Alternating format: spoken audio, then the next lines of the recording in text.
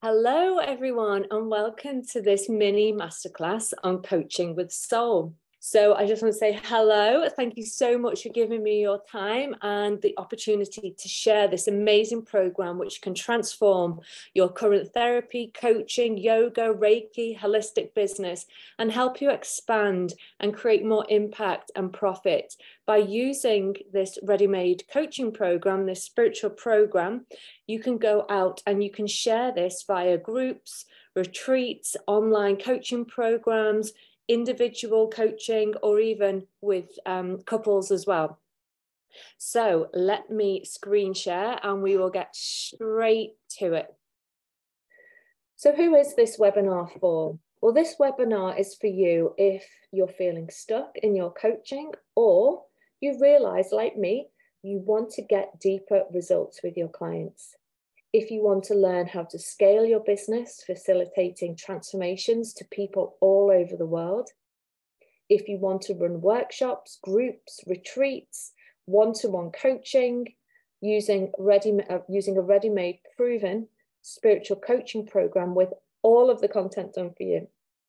So by the end of this webinar, you will learn how you can turn a negative past experience or a current situation into finding an empowering solution that will help you ultimately create the life that you want. Well, the 7 Steps to Spiritual Alchemy is based on my best-selling Amazon book, Alchemy for the Soul. And it takes the client on a transformational journey, because all too often we can feel stuck in our lives, like we're on a hamster wheel. We can feel like, and I laugh because I've felt this so often in my life and see it all the time, is people feel like they're literally just on a hamster wheel going round and round in this never-ending cycle of negative self-talk. These bad habits keep repeating themselves, and people can mistake this life as or these feelings or these thoughts as being their truth, when in fact it's anything but. Our thoughts, feelings, and habits can be a product of past conditioning and learned behaviors, which means you can unlearn it and rewire the brain, something called neuroplasticity, and is so heavily researched at the moment. Your brain is so malleable.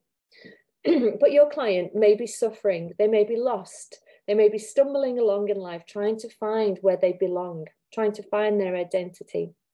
And this uncertainty about their worth, power, or self-identity may lead them to make unhealthy decisions, which may affect their life, their relationships, their success, and overall life choices.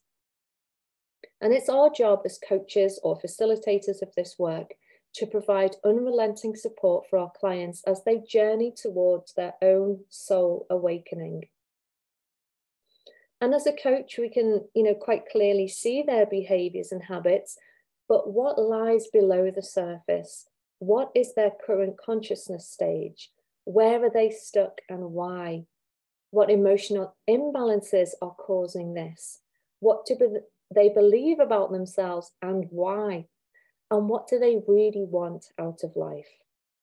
So the 7 Steps to Spiritual Alchemy is a spiritual and deeply profound approach for anybody looking to achieve deep healing and experience a life-changing transformation.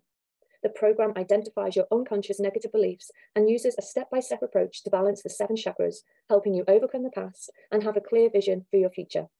This experience will equip you with strategies for life, which include visualization, meditation, chakra cleansing, and energy balancing techniques. So here you'll see Maslow's model of needs.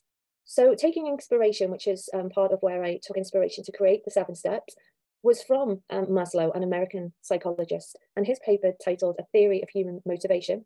Maslow proposed that a healthy and functioning human being is designed and motivated to do certain things over others because certain needs come over others. And according to Maslow, a person's needs are arranged in hierarchical order from the most primitive and the most important ones, such as survival and safety, we have to meet those needs before we can move up to feeling like we need to attain wealth and status. As humans, our most basic need is survival, and it's the foremost thing that controls our behavior and motivates our actions. Once we reach survival and we feel comfortable, we are able and designed to move on to the next need, and so on and so forth, until we self-actualize. And this theory is reflected in the 7 Steps to Spiritual Alchemy model. So here you see the model here. So this takes your client on a path of self-actualization, or as I call it, soul awakening. As we all strive to grow and evolve through life to become self-actualized, it means that we can be free to pursue our destiny and live the life we truly deserve. Each chakra represents an age or a step in our life where negative experiences become locked and stored in our cellular memory and continue to play out long before these events, after these events have taken place. These experiences unconsciously become part of who we are, but not necessarily who we want to be. So healing the negative imprinting contained within the chakras, you will transcend each step and head towards your own soul awakening. So here you can see the bottom step starts with the survival consciousness, a bit like Maslow's model, have to meet the survival, we have to clear and heal and balance the survival consciousness, which is associated with the root chakra. But I'll talk to you more about how the chakras work, but you can see we go from survival consciousness to relationship consciousness, to identity consciousness, to love, to truth, to wisdom, and then to the crown chakra, which is soul awakening consciousness. So what do our students have to say and our clients about the 7 steps? So Naomi says the 7 steps to spiritual alchemy was incredible. As a psychotherapist with a lot of experience of personal therapy, this method shifted my perspective and dug deeper into some areas than any previous work had done. The combination of meditations, Anne-Marie's intuitive insights, and the pre-session workbooks helped shed light and open my eyes to generational traumas and long-held damaging beliefs. Working with Anne-Marie was a treat. She was so down to earth while having a multi-dimensional awareness. I had my cynicisms and my own belief system, which were honored, respected, and worked with. Even working remotely over Zoom, I felt contained, heard, and safe. I would highly recommend working in this way with Anne-Marie, life-changing. And Claudia says, the 7 steps. Oh, wow, what an amazing module. It's bringing everything we learned so far in your course together. I'm so excited and grateful. I was filling out all the chakra workbooks myself and really got a feeling of how powerful they were and could see the potential of healing and transformation for the clients. It's a very powerful system to restore balance in the chakra system by transforming limiting beliefs and empowering the client on a mental, emotional, energetic, and physical level. Also, I was thinking for myself as well how to combine it with the coaching tools we learned so far, and it really is amazing to have this system and a great toolbox of coaching tools on top. I must say I love it. Your course really gives me a deeper confidence as a coach as it combines it with the areas that spark my light. So life is a mirror to our feelings, and until we look into that mirror, we may never truly see ourselves. Looking at the truth of ourselves allows us to stand up for what we want to become and opens new opportunities to develop into the whole beings we strive to be. When we project, we take our inner emotional states and externalize them. But this keeps us stuck in the same energy, never really moving forward. And this can happen on an individual scale or a societal scale, such as when large groups project the negative qualities they refuse to see in themselves onto other groups of people. Parents may project their insecurities onto their children, and romantic partners may blame one another for the unhappiness that actually lies within them. When we project, we're hindering our growth and spreading that into our environments. And given that life is always a perfect mirror for the attitudes we embrace, our attitudes ultimately create the surroundings around us. For example, we may believe that we're unattractive and that we're unloved, and holding such beliefs will actually manifest in our lives, leading us to truly believe this. Alternatively, if we believe we're beautiful and worthy of love, we can find small confirmations of that scattered throughout our lives. We will see such affirmations in the whole world around us and rise to it. This applies to our archetypes as well. If we identify with something like a victim archetype, we may see others as the enemy, whereas if we identify with the fool archetype, we may view others as more intelligent.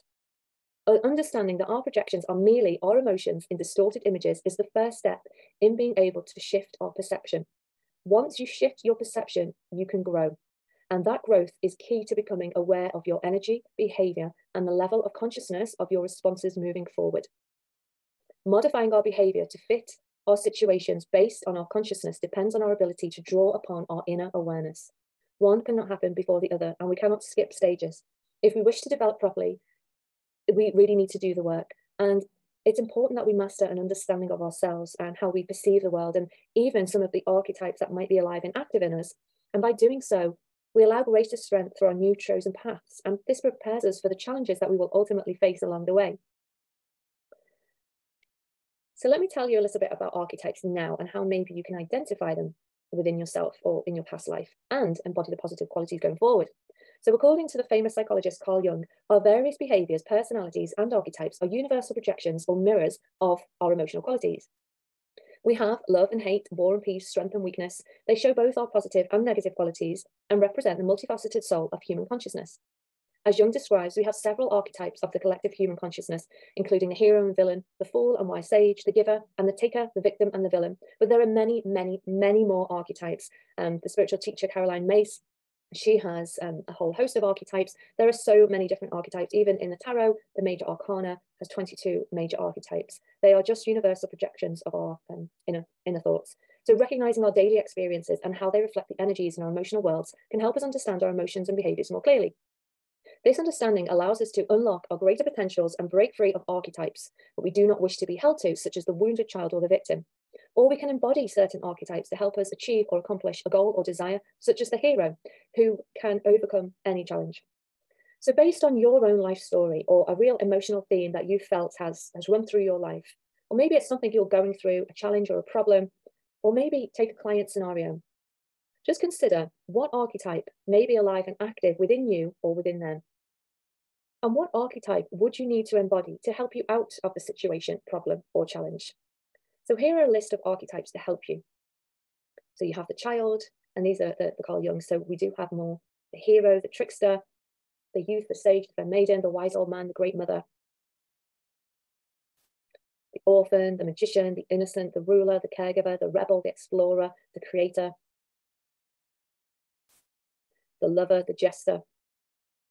So you can go back and you can take more time over these archetypes, but just think about what I've just said. What's been the theme, and what archetype can you embody the characteristics, strengths, and attributes of to help you achieve a goal? So let me move on now and just explain to you why I use the chakras, what the chakras are, and how any of this relates to our self-development. So I could talk all day about chakras, and I have to condense it down into this masterclass. So, you can do your research if you are really interested in this, but this fundamentally forms part of all my teaching. So the chakra system originated around 1500 BC as part of the yoga systems in India. And the word chakra means wheel in Sanskrit, and it stands for the balance we should achieve in life. So if a wheel is nice and balanced, it rotates, it's healthy, it goes along. If a spoke in a wheel is out, it can be not functioning very well. So this Sanskrit word describes these discs or wheels as being focal points of spinning energy or psychic nodes, which give us our spiritual power. Chakras are commonly depicted as a lotus blossom, and the lotus blossom is used as a symbol of rebirth, as the flower will not only grow out of the muddy, dark, dank swamp, but it grows out of that darkness in order to blossom and bloom. This in turn symbolizes us as human beings, overcoming the depths or the challenges that life throws, and growing into these beautiful beings, each complete in their own unique way. This same blossoming process is also symbolic of the expansion of our soul and the spiritual enlightenment that's created when this happens. So from the base of the spine is the root chakra. You can see that in red on the slide. We work up the body to the top of the head, which is the crown. And these chakras align to create a flowing energetic current. And when this energy flows downwards, we call this a manifesting flow, whereas the upward flow is seen as being energetic. To open and awaken our chakras, we need to begin to work from the root chakra, our foundations and our most primitive survival instincts, working our way through and transcending each one until we reach soul awakening or self-actualization via the crown. So chakras and the body. As I said, chakras are core energy centers through which we function not only physically and emotionally, but also spiritually, and are the filter with which we can experience our lives. When our chakras are out of balance, we're stuck in a negative aspect of one of the chakras, and this can affect our whole being and the experience we have on the world around us. So chakras are key to understanding the energy flow in your body. That also means that there's something important to consider on your journey to manifesting your ideal life. Think about chakras as just another way to gauge your alignment in life. A chakra imbalance can also manifest in health issues and recurrent life themes in your life, being on that hamster wheel. When even just one area is out of balance, it will become very difficult to find the energetic balance you need to manifest your desires. So similar to Maslow's theory, we become stuck and unable to transcend or self-actualize until we fulfill a certain need within that chakra. And each chakra relates to certain needs and themes, which we'll discuss. So until your chakra or spiritual energy is dealt with, you may continue to manifest through a dysfunctional energy, which can affect your relationships, identity, your sense of boundaries, self-esteem, and more. Chakras interact with the physical body through two major vehicles, the endocrine system and the nervous system, and are controlled by a plexus, a delicate network of nerve endings that transmit vital signals throughout your body. Each of the 7 main chakras are associated with one of the 7 endocrine glands, releasing chemical messages and hormones into the body. So healthy chakras, healthy mind, and healthy you. We filter an enormous amount of energy every day through our nervous system, and our brains can only filter a very small proportion of this information. And along with the body, it responds in ways that are habitual and subconscious. So imagine this as a child growing up, receiving messages constantly about who you are, who you're not, what the world is, who you should be, what's acceptable in you, what's not acceptable in you. A child can easily shut down one of the chakras, such as a common one, the throat chakra. The throat chakra is where we can speak our authentic truth and communicate our authenticity, and by clear communication of our needs, etc. But if a child received messages, for instance, children should be, shouldn't be heard, you're too loud, your opinions don't matter, then they'll use this filter system to navigate their way in the world, growing from child to adult with a damaged, blocked, or distorted throat chakra. And those messages of I'm too loud, people don't listen to me, and my opinion doesn't matter, will be constantly on replay, that hamster wheel, subconsciously, but playing out in all of their life. And they may never feel able to verbally express their thoughts, their feelings, or emotions due to this early conditioning and the impact and imprint this has had on the subconscious mind, the nervous system, and the chakra system. However, we can heal ourselves, and by going through this process, you will uncover your early childhood conditioning, and you absolutely will be able to repair any damage done to the chakras. The main factor in your ability to heal is a belief that you can.